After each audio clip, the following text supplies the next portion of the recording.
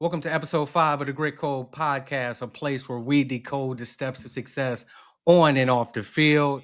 I'm Donte Whitner, 11-year NFL veteran, 3-time Pro Bowler, alongside number 378, NFL Hall of Famer and 49ers legend Patrick Willis, and the tallest man in TV history, Bay Area TV and radio analyst Rod Brooks.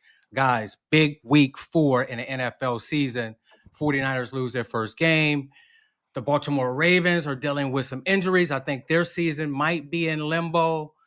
A.J. Brown pouting in Philly, even though they're going 4-0. I think we will start with the 49ers here, and watching them from afar, they're really having some issues with their pass rush. They're really having issues with their running game. Pat, what do you see as the difference in previous years as to what the 49ers are doing this year in the trenches? Yeah, I am a firm believer, Dante and Rod, that the game starts in the trenches. And Dante, you're absolutely right. I feel like this year, maybe they don't have that presence, and especially with the injuries and everything, and Bosa just going down. I don't feel like they have that same presence in the trenches as they've had before. But what they do have going for them is that they have some pretty good offensive coordinators and defensive coordinators that can work with the pieces that they have. But you can't replace a guy like Bosa. I mean, as we just saw from the last game, it looked like they didn't have to slide the line left or right. They just they just man protect or zone protect, and nobody got to the quarterback. So they're gonna have to figure that out for sure. Which I feel like they will, but they're gonna have to figure it out. It's crazy that you watch the Niners, they still don't have a rushing touchdown, right? Christian McCaffrey is alive and walking the earth, and the Niners still don't have a rushing touchdown going into now the 5th week of the season. And last week, they didn't sack Trevor Lawrence. All right, that happens, right? You can have a game where a guy didn't get sacked, but he didn't get hit, and he was only pressured 5 times. So for the Niners to have those two basic problems, not being able to run the ball and not being able to get to the quarterback last week, it's crazy to me that this is happening because of they're missing a guy on each side of the ball. Not being able to pressure the quarterback, you could draw that directly to not having Bosa there. But their running game, looking like it's got concrete in the washing machine, you could draw that to not having George Kittle there. It's crazy how those two fundamental parts of football that the Niners have been good at, running the ball and getting at the quarterback, both of those things have fallen by the wayside because of one guy, one very good guy on either side of the ball, and Kittle and Bosa. Well, the piece that the 49ers are missing on the offensive side of the ball is Deebo Samuel. They're understanding the value of Deebo Samuel now. Think about what Deebo Samuel provided for this offense. Not only was he a running back, a slot receiver, a returner, a run after the catch player, but he was a diversion. Defenses couldn't just pin their ears back and overplay Christian McCaffrey. Backside defensive ends and wheel linebackers couldn't just penetrate because on the backside, Deebo Samuel created hesitancy. And if Deebo Samuel was running an orbit motion, a reverse, he was in a slot for a bubble screen, those backside guys had to slow down, which allowed the 49ers offensive line to get positional blocking and then allow Christian McCaffrey to do what he does. Think about the type of receivers that they have right now. They don't have another player that can do what Deebo Samuel does. That's the difference between previous years in the 49ers run offense and this year. They have only downfield wide receivers. They don't have a multi-purpose type of player, and I think that this is going to continue all year long until they find somebody that can replace Deebo Samuel and create that hesitancy. And on the defensive line, last week was the worst game I've seen. And not just about the individual players. When you look at the New York Giants, when you look at the Philadelphia Eagles, they have a certain type of body type of rusher, pass rusher. So even take Bosa out, they missed on some guys in the past that were supposed to be here and contributing, be leaders. Javon Kinlaw, Drake. They expected these guys to be integral parts of this defense, and it's not panning out. So they're going to have to switch up the philosophy of what they're doing. They're going to have to go mano, play a lot of more man coverage, and they're going to have to allocate guys in the blitz game because if they don't, I don't see how the 49ers can have success and getting to the playoffs. Yeah. I mean, most definitely, Dante. As you're saying, it's going to really require the defensive coordinators and offensive coordinators to really tap in. And you're right. With Got to no get in running that bag. game, with no running game, man, it's gonna be real tough for the offense because, as you said, I mean, Deebo presented all kind of obstacles when it came to a defender. I mean, I know I didn't understand how much an offensive coordinator or just the offenses pay attention to certain defensive guys. I was listening to Cal talk about, yeah, that certain linebacker is fast and does certain things.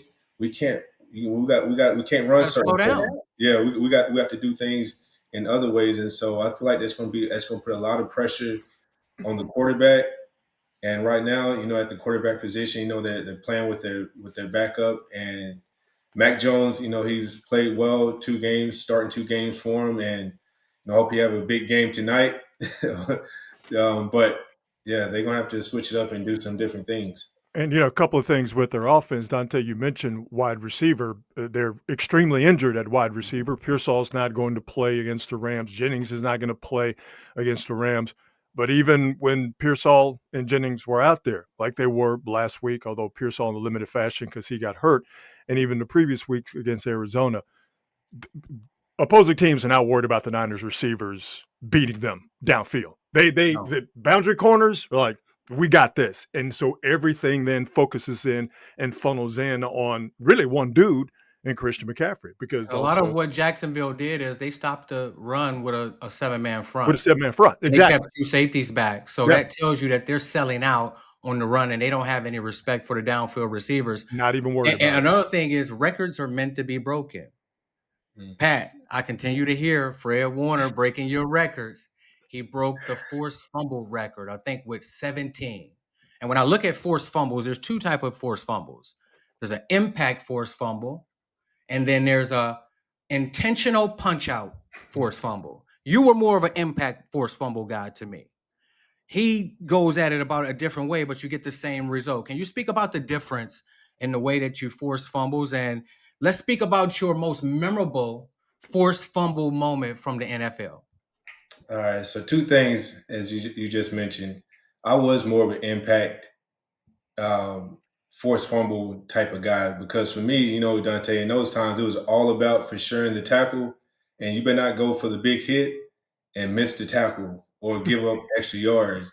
But I did begin to learn that if you can, not if, when you impact the guy, a lot of times the offensive guys are bracing, and if you impact them enough, they ain't really worried about that ball in a split second. They're more worried about that collision, and that's how I would get it out.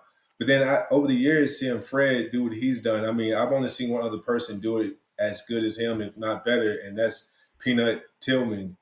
And they call it him. They named it after him, the Peanut Punch. But in the offseason, I had a chance to work out with Fred. And when I tell you we was working out, and I remember we was doing boxing. Boxing throw punches and everything. But then I started noticing he was doing things like, boom, like just, I mean, big punches, like big power punches. And I'm looking, I'm like, what part of boxing is this? I mean, you just drop your hands like that and, throwing those big punches. But then I realized that's the same way that he does it in the game. And he has perfected it. And so that's I mean, mastery, right? Yeah. And you know what they say about mastery? Mastery isn't just one style, right? You was an impact guy. He was a punch out guy. Mastery is about finding your way and repeating it until instinct. That's the drills that we do when we approach tackling, right? That's the backpedal drills. That's everything being the same all the time. That's mastery. So Fred has mastered that. And I was a more of an impact fumble guy as well, as we all know. And my most memorable was, Pierre Thomas. The story going into that game. You remember it, Pat? They had a gauntlet of an offense with Drew Brees and Meacham and Pierre Thomas and Darren Sproles and Jimmy Graham, and they were number 1 in the NFL. And the night before the game, Vic Fangio rounded us up, and he said, listen, guys, I'm going to show you a film of their first 15 plays. If they are able to operate at a high level and they score a touchdown on us, we're going to lose this game. He said, so we better do something to get the ball back on that first drive. I remember him coming out, getting the ball to everybody. I'm like, shit, this is a good offense. We get down to like the 4-yard line, and I remember Vic saying, hey, we want to deceive Drew Brees and make him think that you're helping on the number one receiver, but you're really helping on Navarro Bowman. If Navarro Bowman gets beat by one of these backs, I need you outside, but still give help to the outside receiver. So I remember keeping my shoulder square, and Navarro slipped, and I'm like, oh shit, here we go. And I broke, and the next thing I know, the ball popping out, and I'm running to the sideline. So that is the full story from that moment, and that's the difference between an impact punch out and a hit punch out. It's different, but you get the same result. Yeah, Dante. I mean, I still remember that play like it was yesterday, man. It was a momentum changer for sure. And like as you say, I mean, you practice it. You got. I'm a firm believer that you play how you practice. Oh yeah. And how you work on things. And when I saw Fred practicing that when we was working out, I said, yeah, it makes sense now. You're not just out there doing that on luck. I mean, it's a professionalism to it. And as you just mentioned, he has mastered it. And as I told him the other day, keep it going.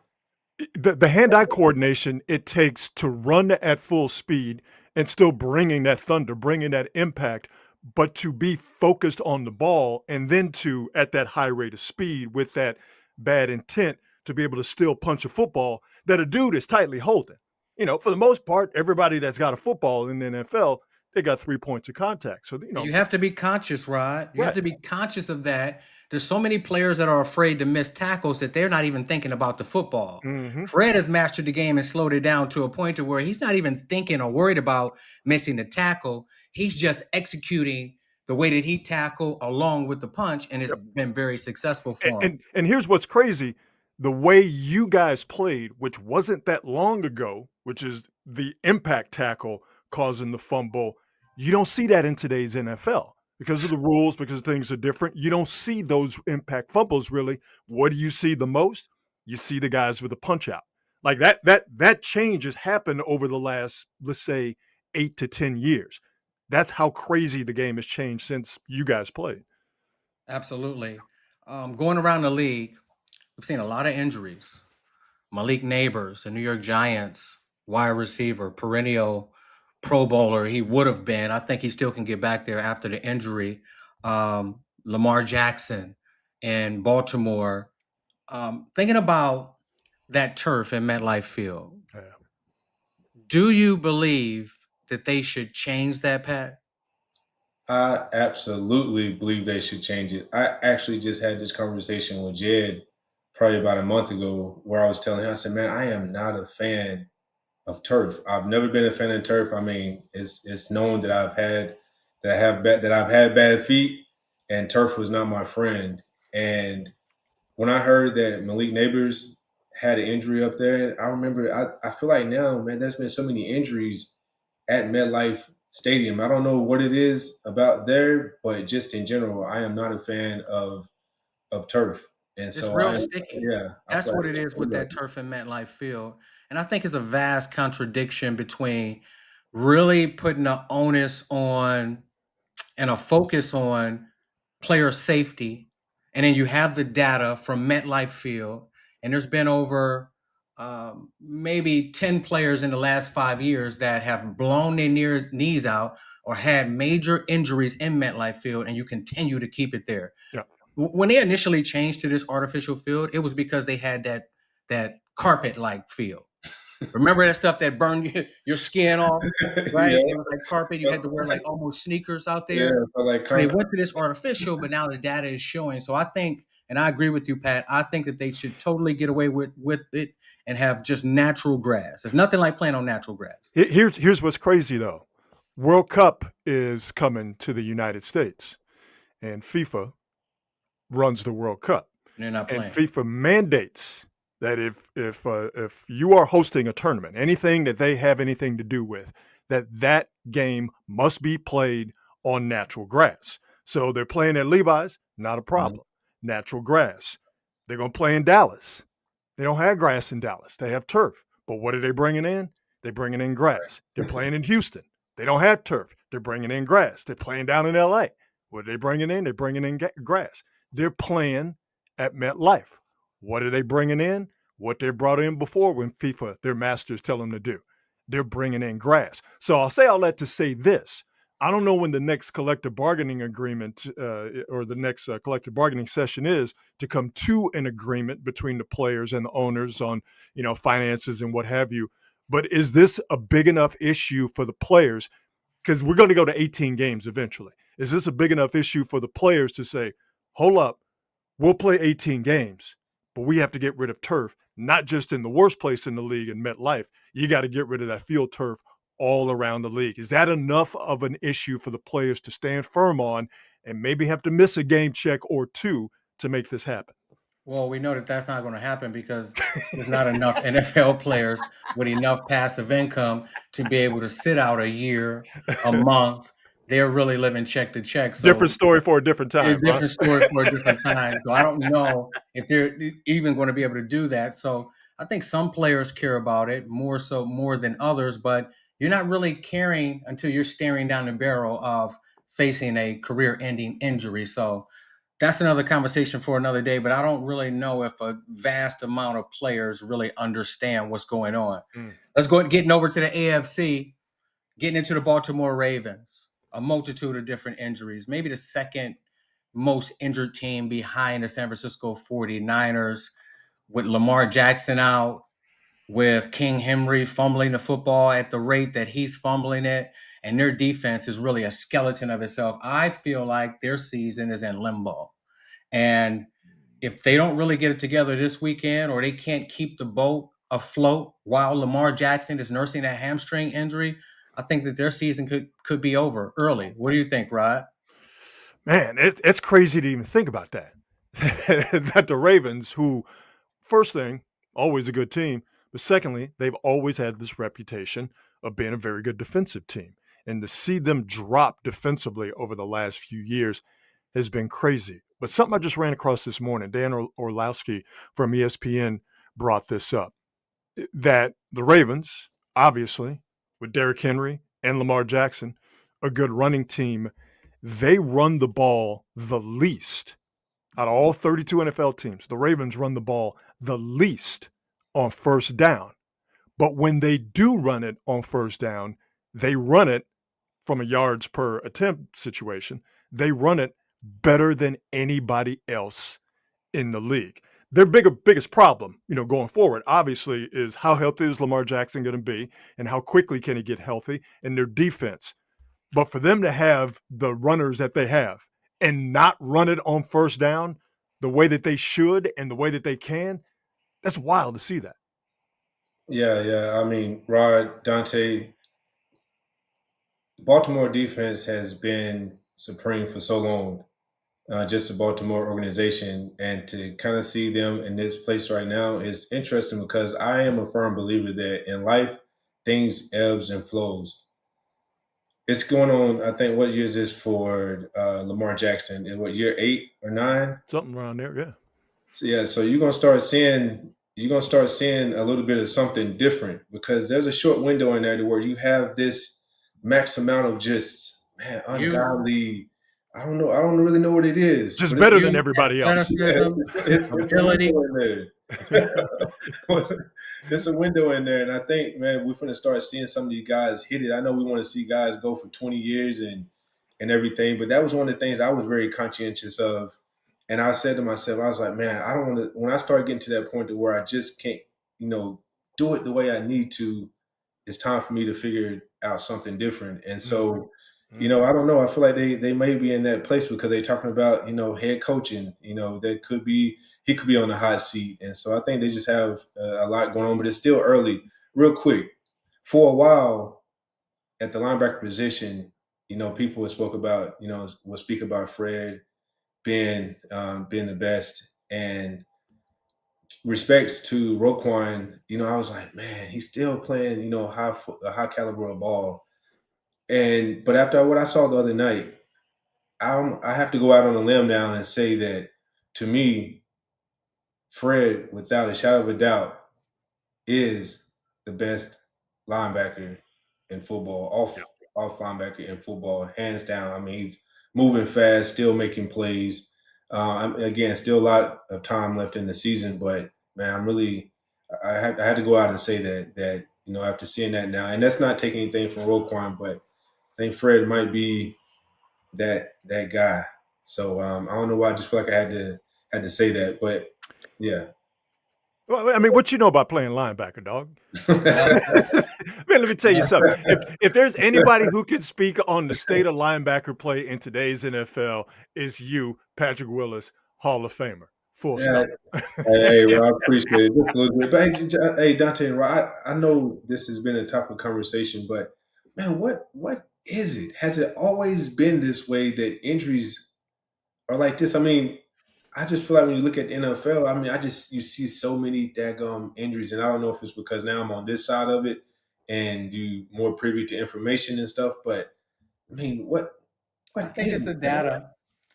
I think that the data analytics data analytics has really affected the way that players train.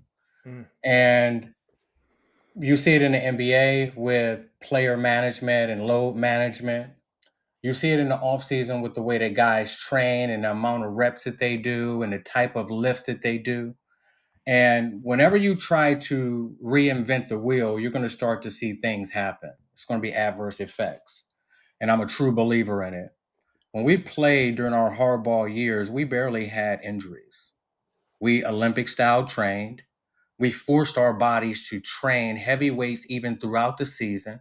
We never really tapered off or cared about load management or trying to protect ourselves from injury because that's what you need to build the callus to play football at a high level without getting injured.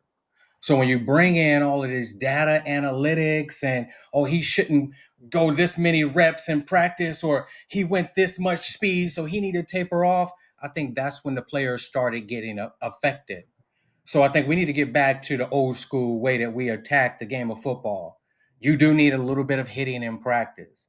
You do need heavy weights throughout the season. Mm. You do need to focus on certain types of diets so that you can maintain and take the type of pounding that the game requires. So until we get back to that, I think we're going to continue to see guys get injured in the NFL Shield is taking a hit right now with Malik Neighbors and Bosa and the quarterback Joe Burrow and Lamar Jackson. These are the stars of the NFL, and they're injured. And these are long-term injuries. Tyreek Hill. Think about this. So the Shield is really taking a hit. So we need to get back to that old school training. Man, you hit it around the head. You answered Yeah, it. you know how you used to do it, Yeah, man. What yeah. was your regimen? Like Yeah, in the off season when you was really getting it, what was your regimen? What type of lifts did you do? truthfully, Dante, because I have my feet where I almost kind of tapered in the off season. I mean, I would do the off season conditioning with the team. I mean, I would do that, full capacity. But when it came to a little bit of time in between, I kind of tried to take it off my feet. But what I do remember is during the season, I practiced every day. I felt like I got stronger I during the watched you season. squat 500 pounds during the season, I feel like we got with stronger. Uwe. I feel like we got stronger during the season, and we took pride on that. And you could tell in the fourth quarter we were biting at the chunks for more. We was like, Ask "Bring it Eli on! Manning. We ready for this." So no, I was just curious. But Dante, you hit it right on the head. It's ironic that they're backing off, it seems, to keep guys supposedly fresher later in the season or extend their careers. And what we're finding out is that not only are you not doing that or doing that to the extent that you want to, you're actually making it tougher for guys to see a full now 17 or plus if you go to the playoff game season. Yeah, and it Yeah, takes a different mindset. It's that mentality. And whatever you put in here is going to come out there on the field. Yeah. And a lot of these people are telling the players and babying them, "Oh, it's going to be all right. You just need some rest." No, you are young enough to handle the pounding. You're young enough to get stronger and accelerate through the season. So we just have to really switch that mindset. And I really wanted to get over to the NFC and speak about the Philadelphia Eagles. Mm. They still have that championship magic. They put another one out, but you have a few players around there pouting. They're not liking how it's turning out for them. And one in particular I'm speaking about is AJ Brown. How do you feel about coming off a Super Bowl, Pat, being 4-0, figuring it out early in the season, and then you have to deal with a teammate putting out a cryptic text saying that he's not feeling what's going on in Philadelphia? Well, first of all, Dante, when I first got into the NFL, I had 4 straight losing seasons, and so when I had a chance to 2011 when we started winning, I was just excited that we were winning. Yes, you wanted to, yes, you wanted to have good stats, but at that point in time, it was all about winning. I will say, offensive guys are a little different. I mean, offense, defense, we have our prima donnas, as you would say, at the certain units. I like to say the DBs for the The defense, and then corners or the DBs? The corners or the DBs, Pat? corners. I would say All corners. right. And then on the offensive side, you tend to run into some of the receivers in a way, receivers or quarterbacks. But what I say about AJ, I don't necessarily know him personally. I know he went to Ole Miss. I'm a big fan of what he did at Ole Miss and what he has done in the NFL. Much respect. What I would say to him is, man, it's very important to continue to be a pro. Now I know that's tough because in this day and time, you got all the fantasy football and not only just fantasy football, but you just personally he want to do well. I mean, he's one of the top dogs, and obviously you know how them numbers. It's a numbers game. At the end of the season, you don't have a certain amount of numbers.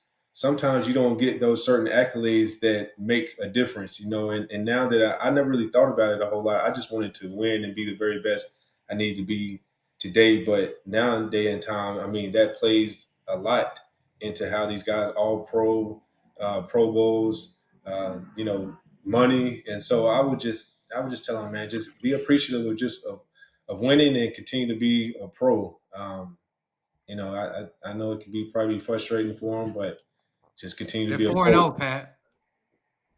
They're 4-0. I hear you. They're Super Bowl champion. I, He's I, I paid hear very, you. very well, Pat. I hear you. So you think that it's okay Nah, for nah, him to show public frustration? nah, nah, not at all. I'm not condoning it at all. Like I am a firm So if believer. Michael Crabtree, we're coming off a Super Bowl, we're 4-0. Michael Crabtree gets 9 targets. He comes down with 2, and he's pouting around the locker room and he's creating dysfunction.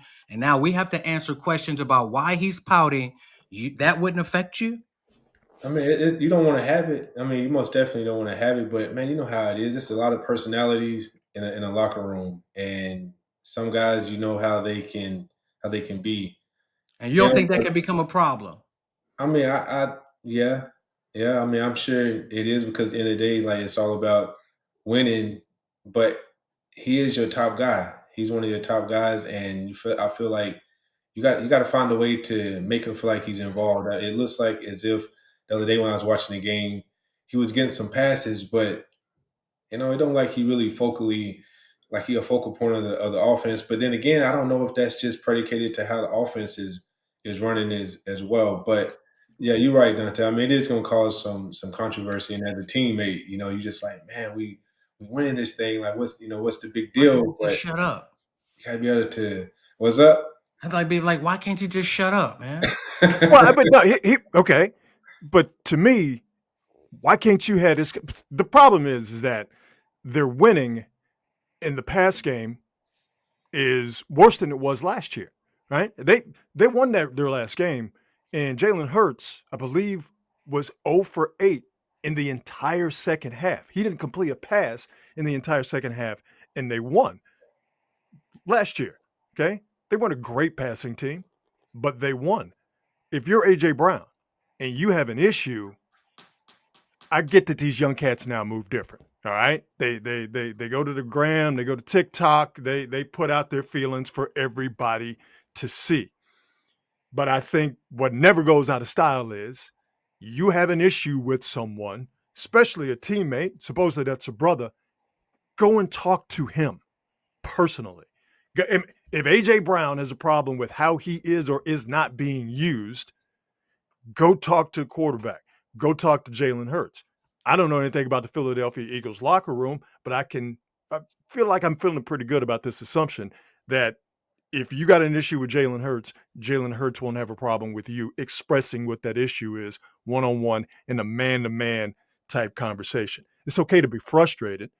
The overarching point that you're getting at, Donte, don't let that frustration get out of the locker room. For that to breach the locker room doors, for us to know and you not have a conversation, a private, personal conversation with Jalen Hurts, to me, that's a sucker move. I'm having one of these crystal ball moments. I was just having one too. And the last time, Say it. Here it comes. Say it. Musa. I was just having one too. But I want to hear what you about to say. I feel like AJ Brown is a walking contradiction. Well, And when I look from afar, I watch all the antics and the intentional plots that he put in front of the media. Pull up in his Honda on game day. Everybody's like, oh, he's mature. He's financially mature. Okay. I see his interviews and podcasts where he's talking about players and sex addiction and, oh, that's not my lifestyle. You look pretty mature in that moment. I see him reading books on the sideline. You look pretty mature in that moment. But as soon as a little bit of adversity strikes, how do you react? Mm-hmm. A little bit of adversity, you're still 4-0. You're still majorly paid. People around the league and in that organization know what AJ Brown can do, but you won the game. That doesn't take away from your talent. And then when you watch the film, let's talk about AJ Brown and the way that he ran those routes. He had maybe 3 deep balls. He ran an out and up. Pat, whenever you ran out and up in the park, what would you do to the defender to make sure he bit? We try to sell it. You try to sell it. Yeah, he tried to He sell it. ran an out and up. He came out of his break too early, and the DB, you have to give him credit, stayed on top. They didn't make him react much. The ball goes out of bounds. Even if it was in bounds, you didn't run the proper route, and the DB still in a perfect position. Then you get another deep ball on the other side. You're not even running full speed. The DB stays top shoulder. Even if it is a good ball, you're not in position to go up and make the play. AJ Brown ran shitty routes in that game. Mm-hmm. He is right now not the focal point of that offense and that team. And he's Saquon running routes Barkley like and he's not. Jalen Hurts. Yeah. And You're a secondary piece. Now it's starting to bleed into Devontae Smith because I see him pouting and walking with bad body language after the game. It's early in the football it's early in the football season. and You're that's why going to correct these things. You had 9 targets. They understand you're frustrated, but don't put out cryptic messages and start dysfunction in the locker room for no reason. So my advice to AJ Brown, be more Jalen Hurts like. Be more mature. Be that person that you depict in the media, and you guys can go on to accomplish something special and win 2 consecutive Super Bowls.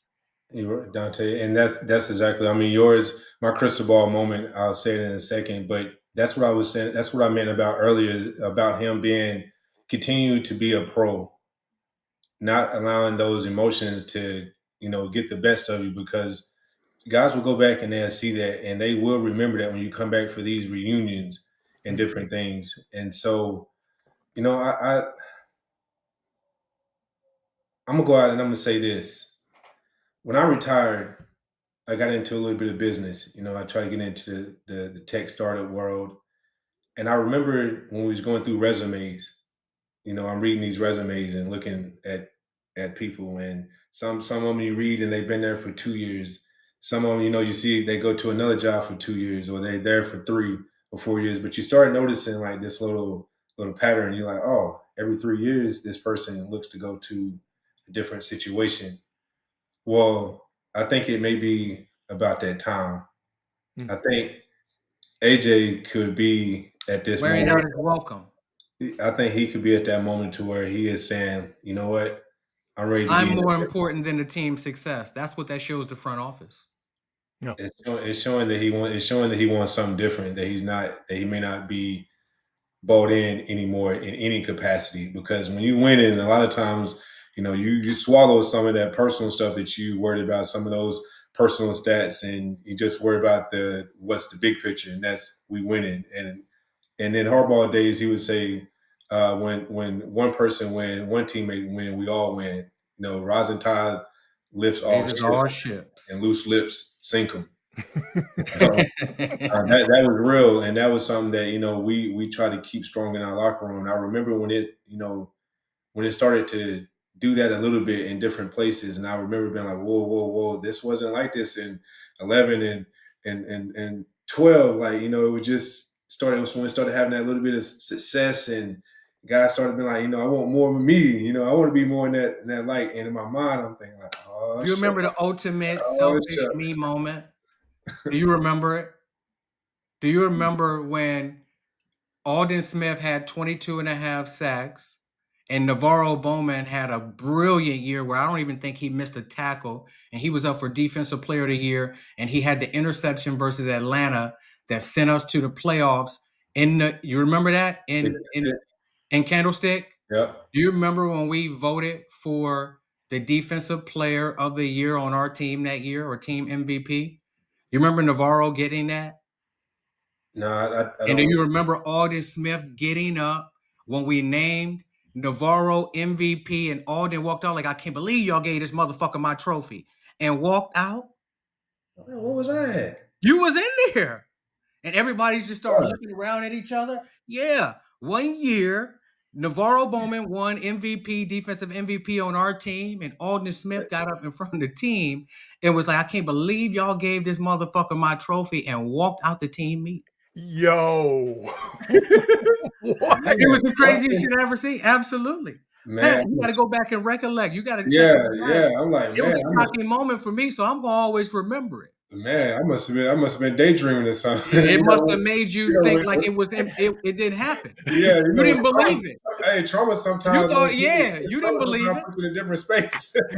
Absolutely. You don't believe it. I'm Hey, telling you, the when man I hear it got start up getting too in front crazy, of I'm the like, whole what's up? team. It's complete silence, right? I can't believe y'all gave this motherfucker my trophy, and walked out. Like, okay, time for practice. Well, knowing what we know about Alden and what was going on at the time, that tracks. Impulse control was not his strong suit at the time. So God bless him now. Yeah, it was a scary situation, man. Wow. I did not know that story. That's wild. Yeah. Pat, I can't believe you forgot that.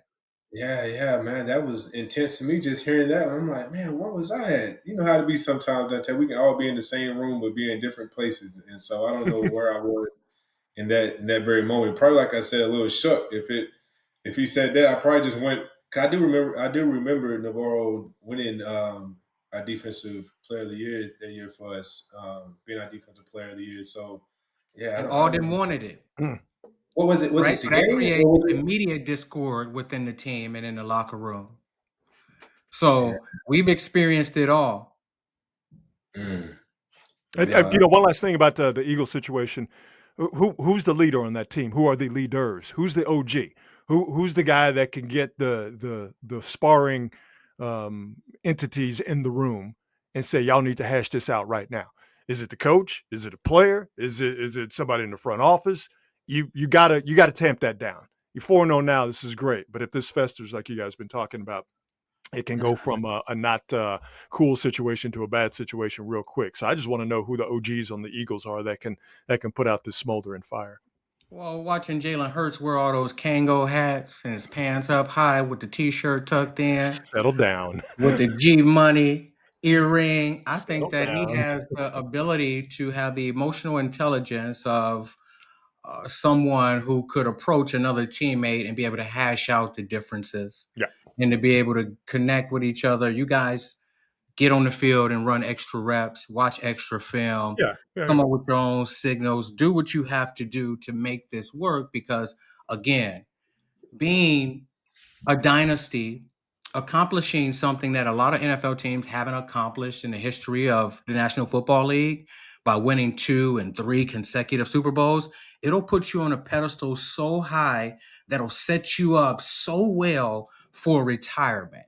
And I know they're not probably thinking about that, but yeah. you want to be the 2-3-time champion Philadelphia Eagles when you're returning and when you're signing autographs, because it's going to put a bigger bag in your pocket. So it all works together. So I think Jalen Hurts has the maturity to be able to hash that out and to approach AJ Brown and get this hashed out. When I think about this situation, they always say, we're looking at the problem, right? We look at the antics that's going on, but what's causing it? What's causing it? And a lot of times it's when the receiver is frustrated, aka with his quarterback. And so I know I hear mixed opinions out there when people talk about who's in the top five or who's the top quarterback. And a lot of people statistically do not put Jalen Hurts up there. And even when it comes to just skills, like they say that, man, they don't know if he can get the ball down the field. They don't know if he can, make the throws consistently. Like sometimes they don't know why, he's not having more production points than he does. Being supposedly being the guy. And now I don't know if that's because they have Saquon back there and they don't have to have that from him.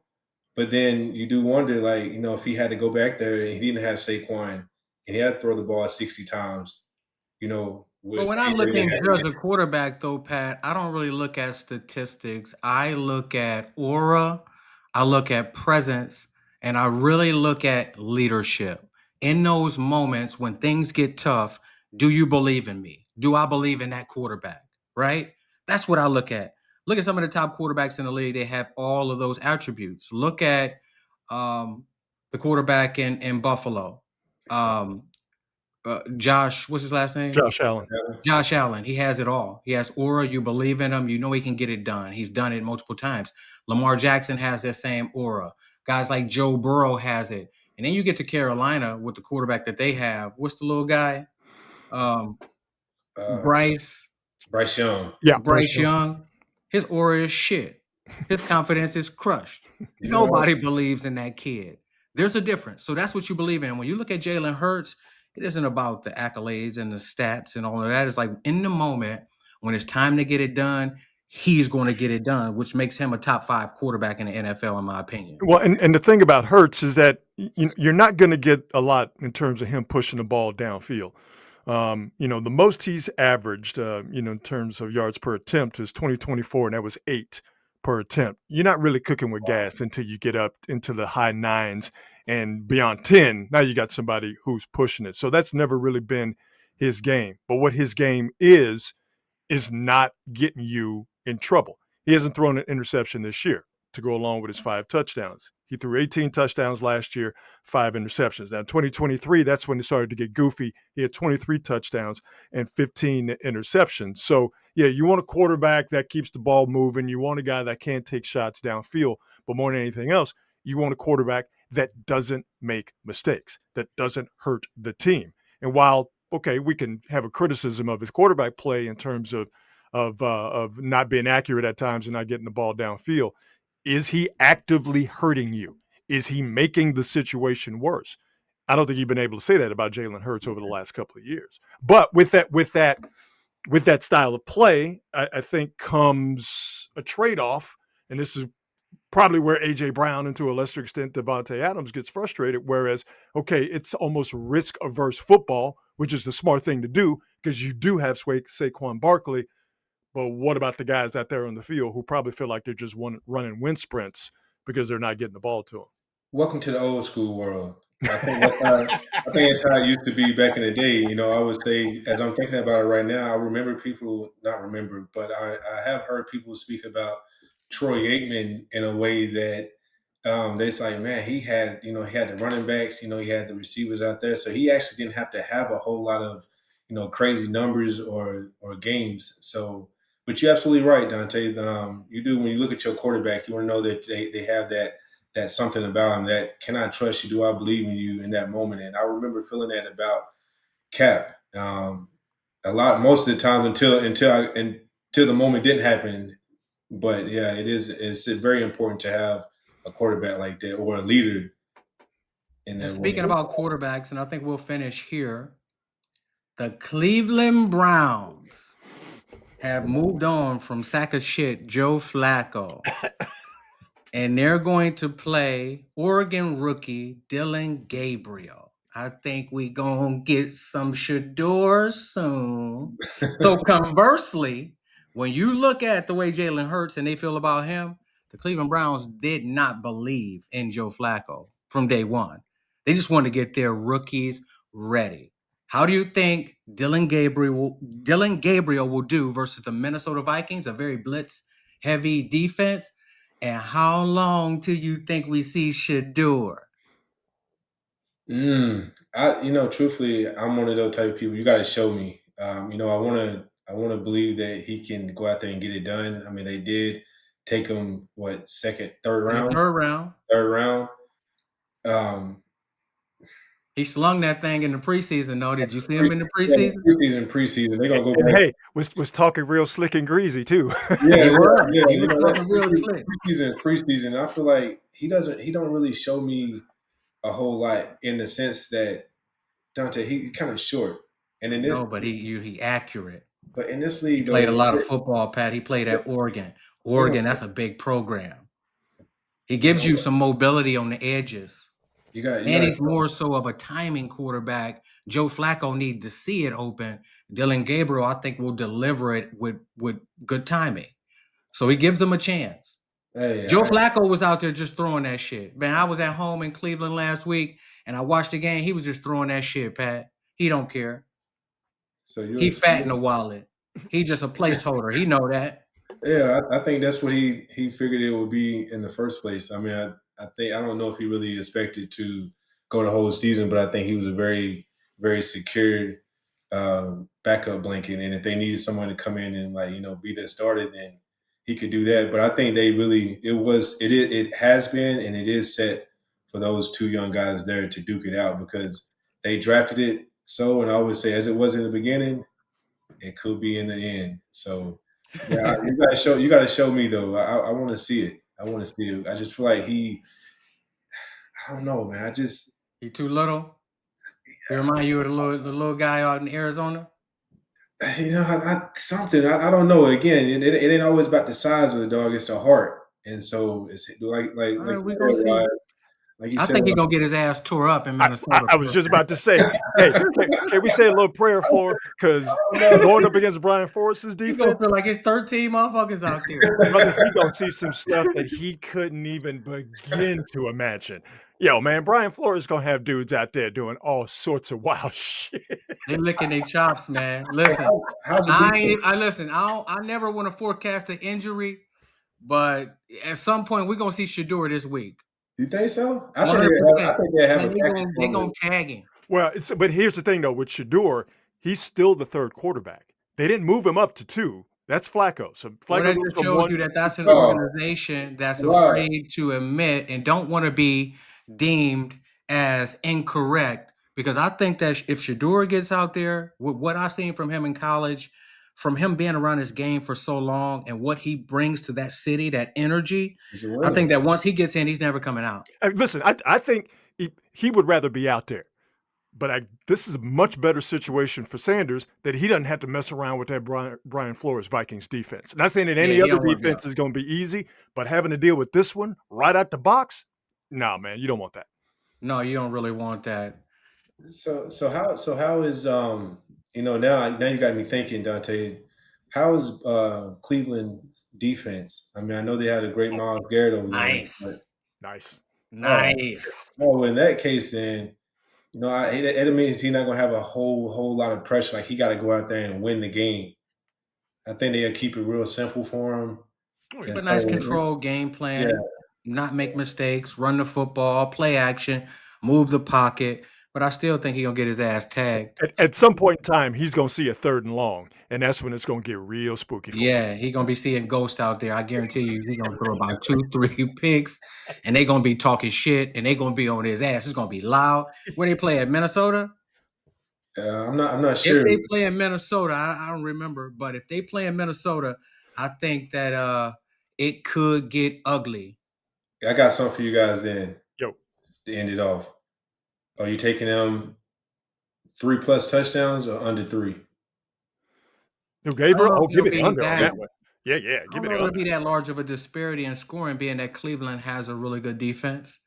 But it could get ugly, man. You get a young rookie out there turn the ball over, get a pick six, he get rattled.